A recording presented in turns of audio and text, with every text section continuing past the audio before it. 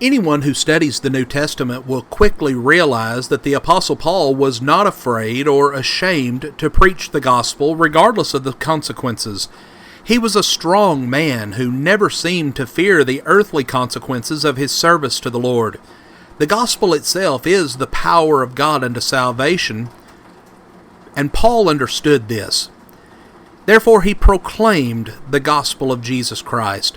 He sought no glory from the people who heard him, even though he could have made demands as an apostle of Christ. But in addressing these thoughts to the church at Thessalonica, Paul actually paints a beautiful picture of the gentle nature that we as Christians should have for one another. In 1 Thessalonians 2, verses 7 and 8, Paul writes, "But we were gentle among you, like a nursing mother taking care of her own children. So being affectionately desirous of you, we were ready to share with you not only the gospel of God, but also our own selves, because you had become so dear to us." The Scriptures show us a real man up close and personal. The Apostle Paul, a man of God. He pours out his feelings for the brethren at Thessalonica, and he did not hold back. You know, we are so blessed at Pyburn Street that we have little ones among us at every service that we have. And as we that are a little bit older, we see them growing and maturing in their faith.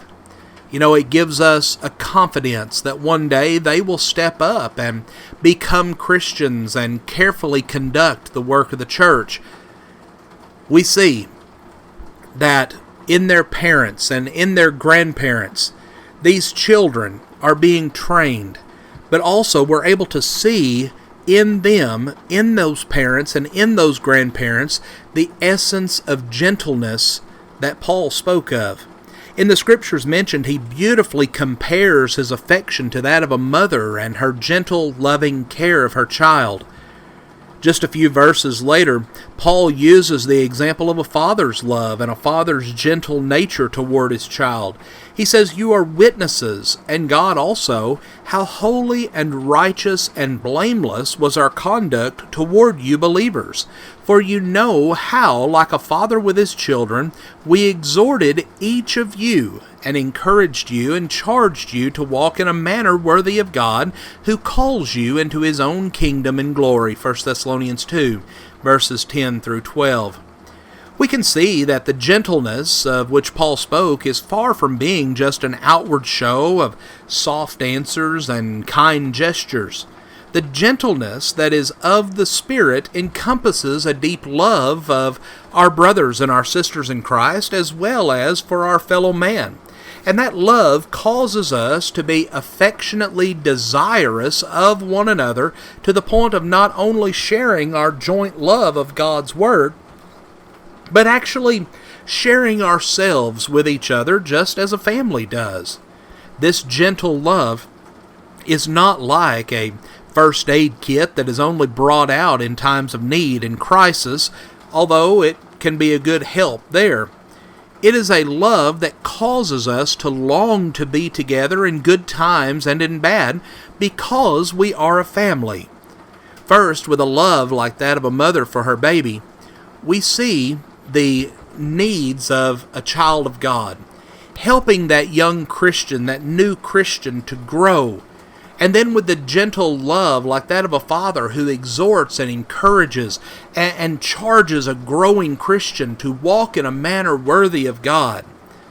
This gentleness allows us to help our brothers and sisters through times that are difficult, without being harsh or judgmental or remembering their sins, because God has forgiven those sins. Friends, we are all human beings, and even though we have chosen the straight and narrow path, we're not immune to hardship and temptation. We can and we should remember the difficulties of the sinful lives that we've left behind, not because we miss those days or long to relive those days, but so that we can develop the gentle and sympathetic hearts that can be of great comfort and help to our brethren who are struggling in similar ways. The gentleness that the Lord requires of you and I is both a benefit to calming your own spirit and is a great help to all who know you. For those who see you each and every day, that gentleness is a reflection of the God that we serve and of His Son who gave His life for everyone who will hear His voice and will come unto Him for salvation. Friends, we thank you for joining us for our study today, and may God bless you with a wonderful day.